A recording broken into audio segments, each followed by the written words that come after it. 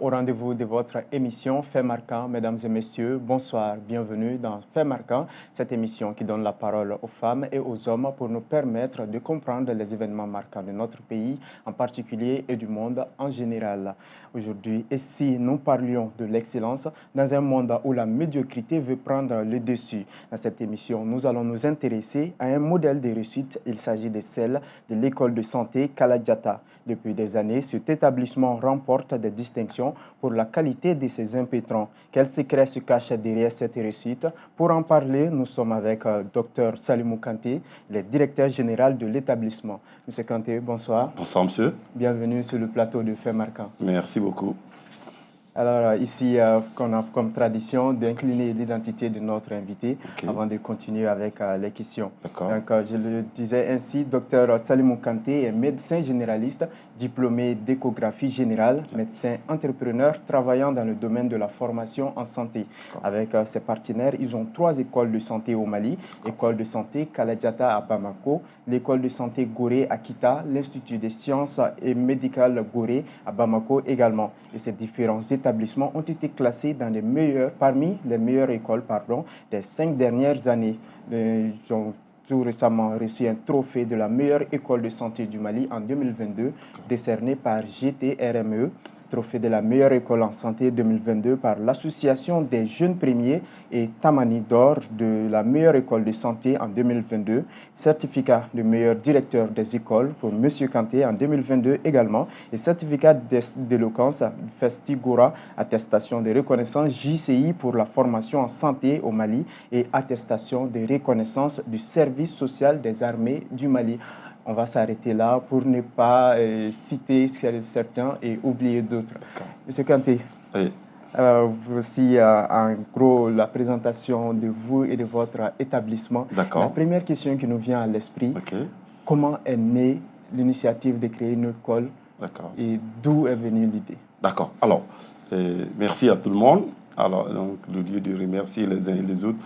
Voilà, donc remercier d'abord Télé Djeliba, l'occasion évidemment que vous nous offrez ici de pouvoir parler un peu de notre école et puis des différents événements que nous faisons évidemment au Mali ici. En fait, l'idée de l'école, je pense que ce n'est pas tombé du ciel. Bon, moi je me dis, moi particulièrement depuis à l'université, j'avais en tête évidemment d'être enseignant. Voilà, c'était un peu ma vocation.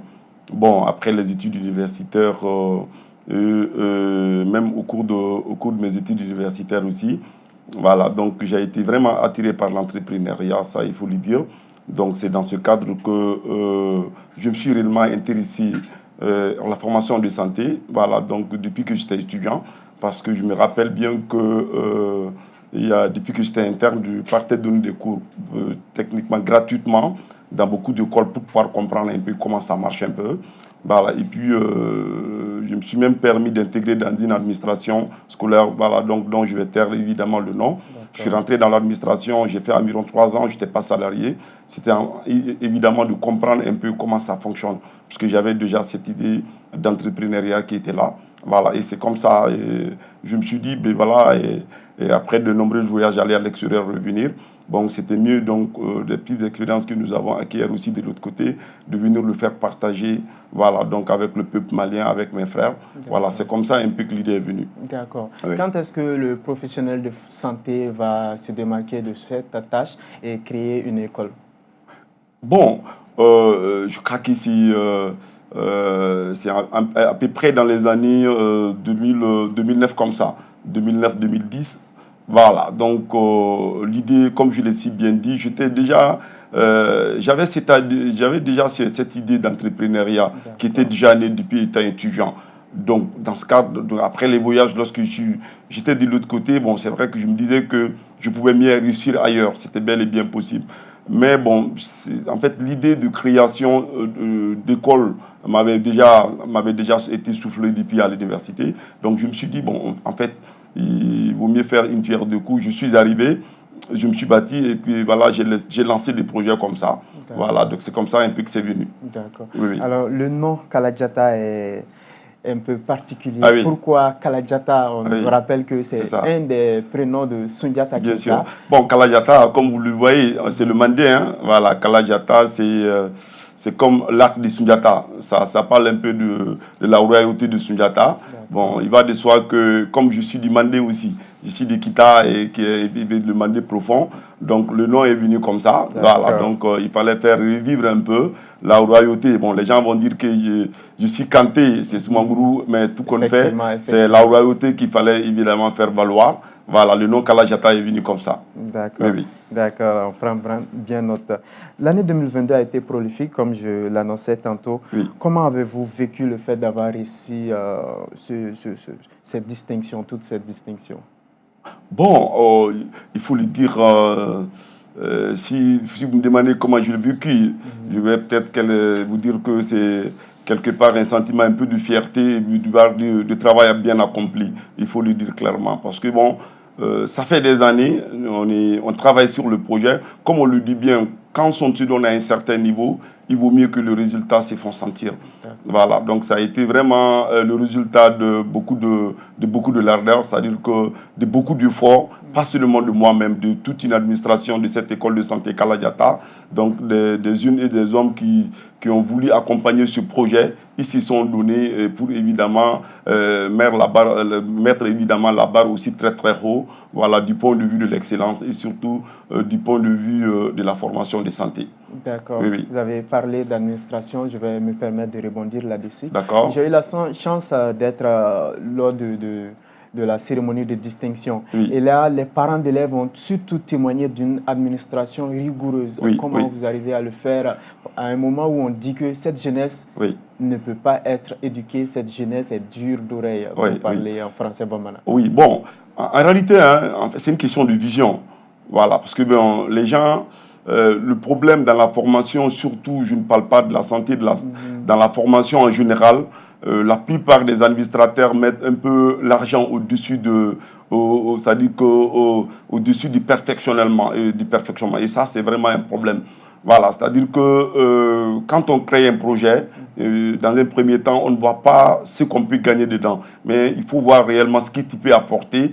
Et le fait que tu apportes quelque chose, cela aussi peut vous apporter quelque chose, et que cela aussi peut vous apporter un truc du point de vue matériel ou autre chose. C'est-à-dire quelque part, réellement, moi je suis entouré d'une administration très jeune. Ces jeunes se sont dit, évidemment, c'est pas le bâton, il ne faut pas prendre le bâton pour pouvoir frapper les étudiants, mais surtout la communication. Nous communiquons beaucoup avec nos étudiants et surtout avec les parents d'élèves et nous les faisons travailler et nous essayons évidemment de les mettre voilà, donc, sur les routes bien précis, voilà, donc les montrer réellement que c'est à eux-mêmes de faire leur avenir. Donc il ne s'agit pas de les insulter, il ne s'agit pas de les injurer ou de prendre des bâtons pour les frapper, mais essayer de les inculquer un esprit de conscience et que ça va faire en sorte que, voilà, donc, eux-mêmes, ils vont voir la réussite devant eux.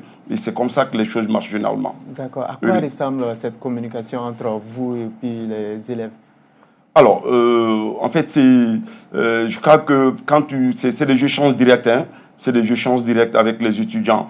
Parce que c'est vrai que l'école aussi a des bases, parce que depuis le début, il y a des chartes qui ont été établies, ou depuis l'inscription des étudiants, donc il y a des différents bureaux au niveau du conseil d'administration, c'est-à-dire qu'au niveau du comité directeur même de gestion au niveau de l'école, où quand l'étudiant vient, on lui fait passer donc, au niveau de ces différents départements pour une communication préalable, une communication aussi avec les parents. Bon, de la manière où, avant que les gens viennent, ils savent déjà comment ça se passe chez nous, ça nous aide beaucoup aussi.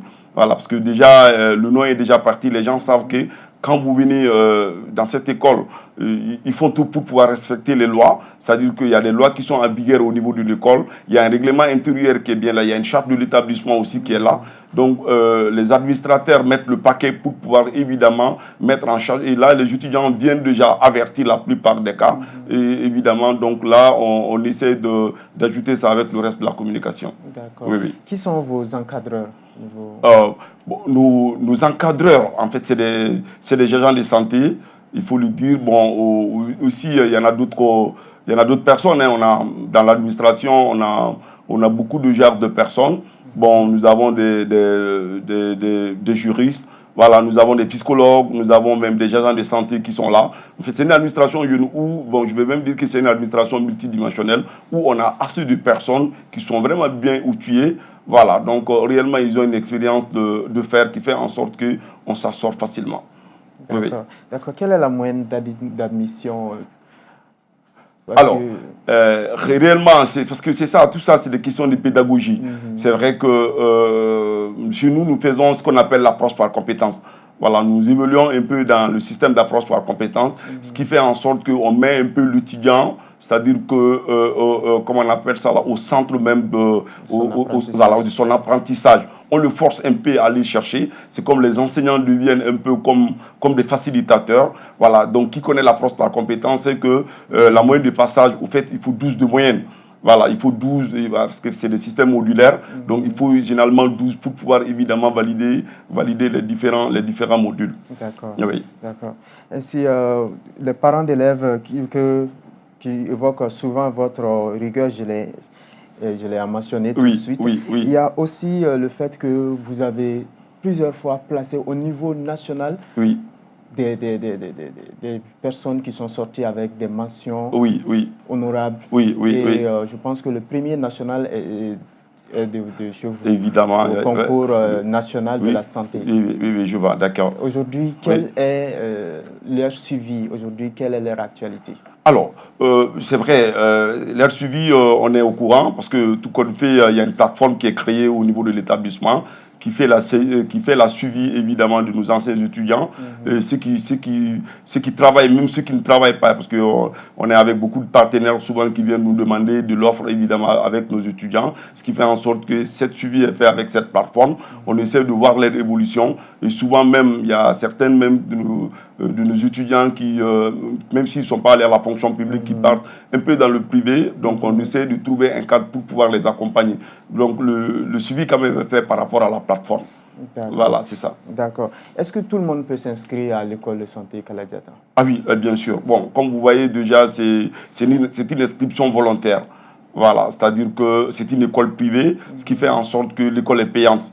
Voilà, c'est ça. En fait, si vous êtes diplômé, ça veut dire que vous avez un diplôme d'études fondamentales ou peut-être que vous avez le baccalauréat ou bien vous avez le brevet de santé. Donc, vous pouvez vous inscrire à l'école Kala Diatta. C'est une inscription volontaire.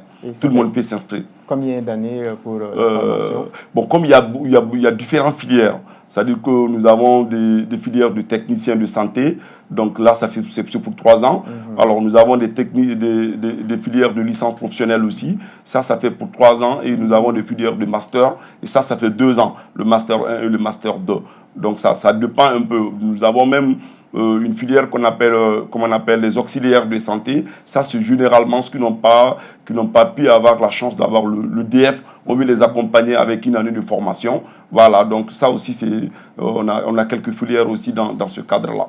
Donc, il y en a pour 1 an, il y en a pour 3 ans, il y en a pour 2 ans aussi, pour le master. D'accord. Au niveau du volet social, vous démarquez par le fait que vous encadrez des enfants d'orphelins, de veuves militaires tombés au front. Comment ça se passe avec eux? Oui, bon, en fait, comme on le dit bien, le côté social est extrêmement important. Quand on est entrepreneur, ce n'est pas seulement l'argent qui compte. On est obligé de regarder toujours derrière. Voilà, donc quand vous voyez le cas, surtout le Mali, c'est vrai que le moment où on débutait, il n'y avait pas de problème. Voilà, on débutait avec le service social de l'armée, il n'y avait pas de problème. Mais il ne s'agit pas seulement de se faire de l'argent, mais de comprendre qu'il y en a des gens aussi qui sont en difficulté. Voilà, si on peut les aider, trouver le juste milieu pour pouvoir les aider. C'est dans ce cadre que nous collaborons évidemment avec le service social de l'année, des armées, il y a environ une 15aine d'années, ce qui fait en sorte que les parents qui sont tombés évidemment au front, donc nous essayons donc de rendre, c'est-à-dire que l'inscription très très facile avec ces étudiants, donc en les offrant des bourses au niveau de nos différents établissements. Voilà, c'est un peu ça. Ce volet social quand même, ça, nous tenons beaucoup à ça. Et même tout de suite là, il n'y a pas très très longtemps, il y a le dossier qui a été envoyé déjà au niveau du service social des armées. Voilà, donc eux aussi font les porte-à-porte au niveau de leurs différentes représentations et nous avons les étudiants. D'accord. D'accord, vous l'avez évoqué. Est-ce qu'il y a d'autres volets sociaux qui sont pris en compte, outre que ceux de l'armée? Alors, bon, des autres volets sociaux, le volet social qui est, bon, pas, ça, ce ne serait pas dans le cadre de l'enseignement, mais dans le cadre de l'accompagnement, évidemment, nous pensons un peu de temps en temps après donc après les différentes prestations. Donc, nous pensons souvent accompagner certains centres de santé.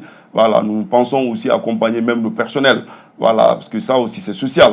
Parce qu'on s'est dit, ben, quand quelqu'un travaille pour toi, il va de soi qu'il est extrêmement important de le mettre à l'aise. Ce qui fait en sorte que vous allez voir la plupart des fêtes ou la plupart évidemment donc comment on appelle ça là, des cérémonies. Donc nous essayons de voilà donc de rendre les choses un peu plus faciles avec nos personnels. Bon, même certains, il va de soi souvent il y a certaines associations qui nous amènent souvent des étudiants. Par exemple, bon, je ne vais pas citer de nom, mais il y a certaines associations, surtout qui travaillent avec les servantes ou qui travaillent avec les parents démunis ou les orphelins. Souvent, ils viennent nous voir et qu'ils ont 2 ou 3 étudiants qui n'ont personne pour pouvoir soutenir des frais. Donc, il y a des fois que réellement, on fait le dossier la passe rapidement avec le conseil d'administration. Il y a quelques-uns de ces étudiants qui sont là, où évidemment, ils ont la bourse entière, où l'école prend en charge évidemment tous les trucs à leur niveau. Voilà, c'est ça. D'accord. Vous avez tout dernièrement exécuté des voyages à l'extérieur dans le cadre de l'amélioration de l'enseignement. À quoi devons-nous nous attendre dans les prochains jours et les prochaines années? Oui, bon, en fait, bon, tout qu'on fait quand on enseigne, il faut évoluer avec le temps. C'est ce que c'est là, on essaie de multiplier encore le partenariat avec le monde extérieur, parce qu'on ne peut pas rester ici seulement, pour pouvoir évidemment voir de devant. C'est pour cela que nous avons tissé évidemment des relations avec les Asiatiques, des relations aussi avec des Européens, même si on ne va pas citer les noms.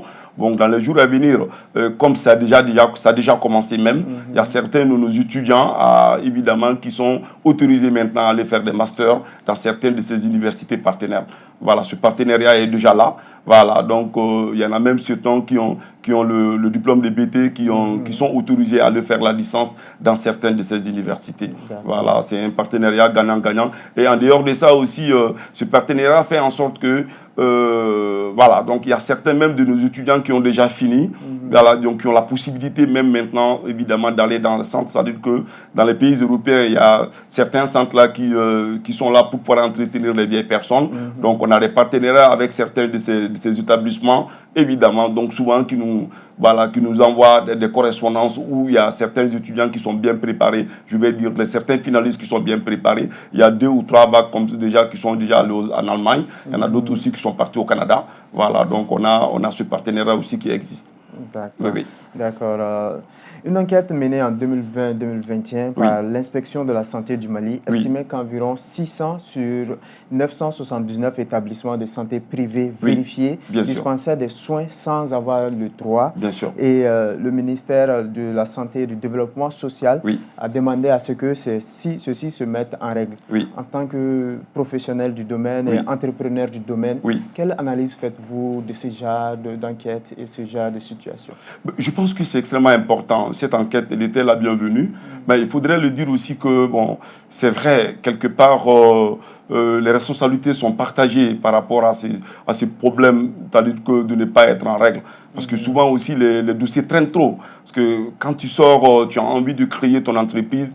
On a malheureusement la mauvaise expérience de pouvoir, évidemment, ne pas trop aider les entrepreneurs. Surtout quand tu es jeune sortant, quand tu as envie de te lancer dans l'entrepreneuriat, ce qui fait en sorte que souvent, l'État a de la peine de pouvoir accompagner. Et ce qui fait en sorte que souvent, quand on commence le business, les gens essaient de voler dans l'informel, alors que les dossiers ne sont pas encore sortis. Je pense qu'il va falloir que l'État aussi essaie de voir ce côté-là. C'est sûr et certain que tout le monde ne peut pas être recruté par l'État. Quand les jeunes ont la tendance à pouvoir, évidemment, rentrer dans l'entrepreneuriat, il est extrêmement important de pouvoir les accompagner pour ne pas laisser les gens, évidemment, débouler dans l'informel. Parce que nous savons très bien, l'informel, c'est sûr et certain qu'il n'y a pas de contrôle. Parce que si l'État ne connaît même pas, comme on appelle, l'existence des établissements, il ne pourra réellement pas les contrôler. Et ce qui fait en sorte que s'il ne peut pas le contrôler, il ne peut pas avoir de qualité du point de vue de la prestation et du point de vue de beaucoup de choses. D'accord. Est-ce qu'entre secteur privé, vous collaborez? Il y a une certaine forme de collaboration parmi les écoles de santé privées? Ah bien sûr. La collaboration est obligatoire. Par exemple, chez nous, voilà, donc les examens même des écoles de santé sont voilà, donc sont cautionnés par l'État. C'est l'État qui, voilà, donc, qui organise les examens. Voilà, donc nous assurons évidemment les 3 ans de formation, mais si s'agit d'examen final, donc c'est l'État qui organise. Donc ce partenariat est extrêmement important et nous le disons chaque fois, même si pendant les ateliers, nous disons que en fait le privé ne peut pas être un ennemi de l'État, c'est pas possible. Il faudrait que nous essayons de collaborer, ce qui fait en sorte que nous sommes là pour pouvoir aider l'État et nous ne pouvons en aucune manière être l'ennemi de l'État. Quand même, ça dit que le partenariat est là. Même vous voyez, même les agréments, on ne peut pas aller exercer c'est-à-dire qu'en école de santé sans pourtant évidemment avoir une licence de la part de l'État. Voilà, donc le partenariat est déjà là. D'accord. Oui. Il s'agit du partenariat État, secteur privé. Oui. Est-ce que dans ceux qui sont dans le même domaine que vous, dans le secteur public, les universités et autres, est-ce qu'il y a une collaboration également à ce niveau? Mais si, il y a une collaboration. Bon, en fait, dans la plupart des universités ou peut-être des écoles, il y a des associations qui sont là. Il y a des associations, par exemple, à notre niveau, c'est l'association des écoles privées de santé, AESP, évidemment, qui collabore avec l'État. Voilà, dans d'autres niveaux aussi, il y a certaines associations qui sont là. Tout qu'on fait, l'État est partie prenante parce que nous ne pouvons pas aller sans l'État. Voilà, même pour pouvoir évidemment certifier, homologuer le diplôme ou certifier le diplôme, il faut que l'État soit présent. Voilà, c'est ça. Oui. Je voudrais revenir sur le côté des étudiants. Est-ce qu'on suppose que normalement l'État a beaucoup plus de moyens que le secteur privé et l'État définit le projet et puis le volet sur lequel le domaine de la santé doit évoluer? Bien sûr. Est-ce qu'à ce niveau, les étudiants se côtoient souvent et font de partage de connaissances? Ah oui, bien sûr. Bien sûr. Bon, en fait, à notre niveau, notre école de référence, en fait, c'est l'UNFSS. C'est-à-dire que l'institut, voilà, donc au niveau étatique. Donc là, la collaboration est obligatoire. Parce que vous voyez, souvent quand on envoie les étudiants dans les stades ruraux, donc là, ils cohabitent là-bas aussi avec les étudiants de l'État. Même ici aussi, ils se retrouvent dans les mêmes établissements de santé pour faire des stages ensemble. Donc la collaboration est obligatoire du fait que, d'autant plus que c'est le même programme d'enseignement. Voilà, ce qui fait en sorte que souvent, il n'y a pas du tout de contrainte que ces deux entités se courtoient. D'accord. Oui. Après l'école Kaladiata, vous avez 2 autres établissements. Ah oui. Et comment sont les résultats dans ces 2 autres établissements? Alors, bon, pratiquement, c'est comme l'école Kaladiata, parce que je me dis que ça fait des années, pratiquement dans toutes les filières, nous avons 100%. Voilà, c'est-à-dire les 2 autres écoles, comme vous l'avez si bien dit, c'est l'école de santé Gorée qui est à Kita. Voilà, donc c'est depuis un bon moment, 5 ans comme ça, depuis en 2017 jusqu'à maintenant, cette école à 100%, les gens peuvent le témoigner. Et l'Institut des sciences médicales Gorée aussi, c'est à peu près la même chose. Donc en réalité, nous avons des performances parce que nous avons tous ces différents établissements essayer de travailler dans la même dynamisme que Kaladiata. Voilà, c'est-à-dire Kaladiata, c'est l'établissement mère. Donc ils ont à peu près le même discours et la même façon de faire, la même méthodologie de travail au niveau de Kaladiata. Ce qui fait en sorte que si Kaladiata fait un bon résultat, il va de soi que l'école de santé Gorée ou l'Institut des sciences médicales Gorée, évidemment, elles aussi vont faire des bons résultats. D'accord. Oui. Pour le moment, vous êtes à Bamako et à Kita. Est-ce que dans les prochains jours à venir, on peut espérer voir un peu plus en profondeur du Mali? Ah oui, et puis c'est normal, il le faut aussi. Parce qu'il y a des demandes aussi, c'est vrai, parce que bon, les gens sont évidemment tenus par rapport à la rigueur. Parce que les gens disent que les gens n'aiment pas la rigueur, mais c'est faux. Peut-être que souvent, ça fait un peu de couac avec les étudiants, mais au fur et à mesure qu'ils essaient de s'habituer à ça, on voit beaucoup de gens même qui essaient de faire des transferts pour quitter d'autres écoles pour venir. Donc, ce qui fait en sorte que dans les années à venir, nous pensons réellement développer dans d'autres, c'est-à-dire que dans d'autres régions, même voire dans la sous-région. Bon, quand on voit même l'Institut des sciences médicales Gorée, ça c'est du côté sous-régional. Voilà, donc dans les jours à venir, il doit y avoir une représentation en Guinée, une représentation au Sénégal dans les jours à venir. D'accord. Oui.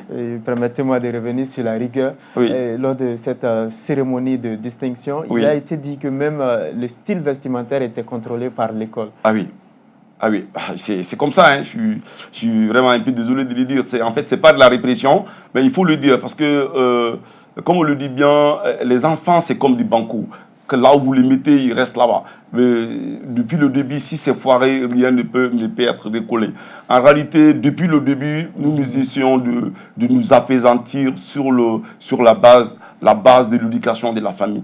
Nous essayons de prendre l'enfant comme, pas il est à l'école, mais comme il est en famille. Parce que les enfants, nous disons, c'est nos petites sœurs. Nous les prenons comme nos petites sœurs, comme nos enfants, les enfants en nous-mêmes. Donc, il va de soi que quand vous voulez donner une très bonne éducation à ton enfant, même quand un autre enfant va venir chez toi, vous ne pouvez pas le faire autrement. Le style, que ce soit le style vestimentaire, alors le style, même la communication, les gens vont dire que, ben, écoutez, comme on appelle, l'enseignement est fait en français dans différents établissements, quand on rentre déjà dans la cour de l'école, voilà, on n'a pas le droit de parler dans d'autres langues. Ce n'est pas d'embarras seulement, même si vous avez des études, vous êtes d'autres trucs, mais la langue de communication au sein de l'établissement, comme les cours sont donnés en français, le français est obligatoire. Donc, comme on le dit bien, il y a un certain nombre de, comme je l'ai dit, il y a un certain nombre de bases qui sont données depuis le début de la rentrée et les étudiants le suivent. Le style vestimentaire et surtout la rigueur par rapport à l'heure, parce qu'à partir de 8 h, nous fermons. Nous fermons les portes. Si vous n'avez pas réellement de bonnes raisons de pouvoir, donc là, vos parents sont convoqués rapidement. Voilà, c'est ça. On aura appris aussi que lorsque un étudiant est pris en fraude, automatiquement ses parents sont avisés. Ah oui, oui. Et l'étudiant est expulsé. Ah, bon, enfin, pas expulsé directement. Mais au fait, il y a des contraintes parce que tout compte fait, un comité pédagogique qui est là, donc il essaie de bien vérifier parce que quand on doit exclure un étudiant, il faut des bases solides, il faut des bases juridiques, voilà. Mais le vol n'est pas permis, mais ce qui est sûr, quand un étudiant est pris en flagrant délit, il est traduit en conseil de discipline, donc il va de soi par rapport à la faute commise. Ce serait le conseil de discipline évidemment donc à pouvoir donc statuer sur la situation au niveau de nos différentes écoles Kalajata. C'est comme ça un peu ça se passe. D'accord. Voilà. Est-ce qu'on peut espérer voir M. Kanté investir dans d'autres enseignements autres que le domaine de la santé? Ah oui, pourquoi pas? Je ne sais pas si vous m'avez compris au début, j'ai dit qu'en réalité, l'enseignement,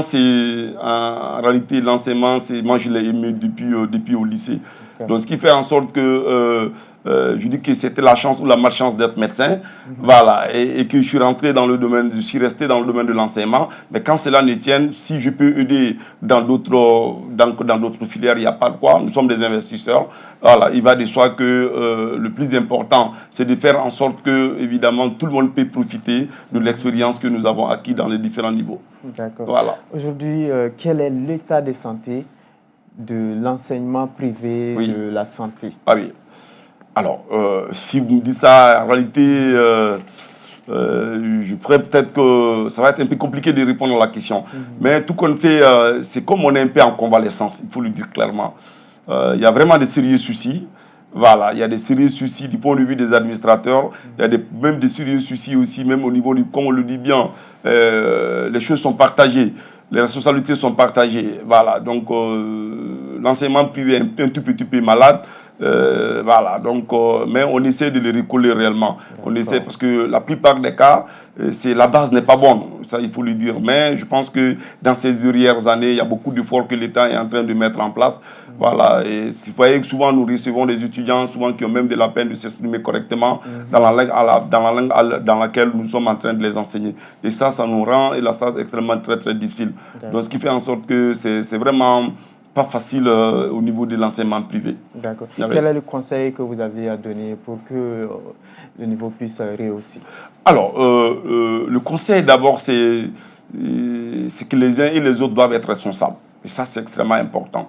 Et puis que les gens se disent, c'est vrai, tout le monde entend derrière, hein, quand on est entrepreneur, quand on est dans l'entrepreneuriat, je veux dire, c'est extrêmement important de gagner de l'argent. Mais il est extrêmement important aussi de consolider des acquis. C'est-à-dire que vous commencez à travailler, il faut avoir évidemment c'est-à-dire que l'honnêteté de pouvoir faire les choses correctement. Et c'est extrêmement important. Bon, la plupart de nos écoles, quand vous essayez de voir, c'est-à-dire qu'on met toujours les étudiants au-dessus du corps enseignant. Et ça, c'est un problème. Quand l'étudiant se sent déjà roi, parce qu'ils se disent qu'il est dans l'enseignement privé, je paye mon argent, je fais ce que je veux. bon, quand l'administrateur aussi ne comprend pas que même si tu prends de l'argent, tu es obligé évidemment donc de pouvoir donner quelque chose, de donner un charisme à l'enfant, je pense qu'en fin de compte, le résultat n'est pas du tout bon. Donc, je vais tout simplement dire aux gens d'être sérieux dans le travail et surtout de ne pas mettre l'argent aux dépenses, c'est-à-dire au-dessus du travail accompli. D'accord. Oui. Et vous avez un mot de la fin? Alors, un mot de la fin, bon, d'abord, c'est surtout pour remercier les uns et les autres et dire aussi à l'État de nous faire confiance. Et c'est extrêmement important. Ce n'est pas l'école Kalajata seulement. Il y a beaucoup de très bonnes écoles au Mali. Hein. C'est vrai qu'actuellement, nous nous débrouillons pas mal, mais ce qui est sûr, le Mali est plein de beaucoup d'écoles de santé qui sont très bien, qui font de très bon travail, comme fait évidemment l'école de santé Kalajata et ses différents démembrements. Voilà, donc c'est surtout le lieu de vous remercier aussi, voilà, donc de prier le bon Dieu pour que la paix revienne au Mali, et évidemment, et que Dieu nous protège. D'accord. Merci beaucoup. Merci, mais on va, avant de boucler, on nous signale qu'on a un peu de temps. Et ça nous donne l'occasion de parler des trophées. Parmi ces trophées, lequel vous a le plus marqué? Alors, en réalité, je vais dire que tous les trophées m'ont marqué. Parce qu'un trophée, c'est une distinction. Voilà, je ne vais pas faire trop d'amalgame. C'est quand quelqu'un vient prendre la responsabilité par rapport à l'effort que vous avez fait, de venir vous récompenser. Vous ne pouvez pas dire que, voilà, c'est multitude, c'est-à-dire que c'est ce qui m'a plu, ça ne m'a pas plu. Je veux vraiment répondre à cette question pour dire que tous les trophées m'ont vraiment convaincu. Est-ce qu'il y a un trophée particulièrement qui est en ligne de mire actuellement, que vous convoitez? Ah, bon, je ne sais pas trop, hein, voilà. Donc, comme généralement, c'est le travail. On se met au travail. Voilà, nous continuons à nous mettre au travail. On continue à se battre réellement pour quand les gens vont comprendre notre valeur, ils vont savoir réellement ce que nous avons envie de faire. Et donc, c'est à eux de nous inviter pour pouvoir nous récompenser par rapport à ça. Voilà, c'est un peu ça. D'accord. Oui, oui. D'accord, merci. Merci beaucoup. Merci d'être passé sur notre plateau. Partagez avec nous le secret de votre réussite. D'accord. Nous avons pris bonne note et j'espère que les téléspectateurs également. Mesdames et messieurs, vous l'avez compris, c'est la fin de cette édition. Fait marquant que j'ai eu l'immense plaisir de vous présenter. Merci à vous de l'avoir suivi et bonne suite de programme en compagnie de Djoliba TV News.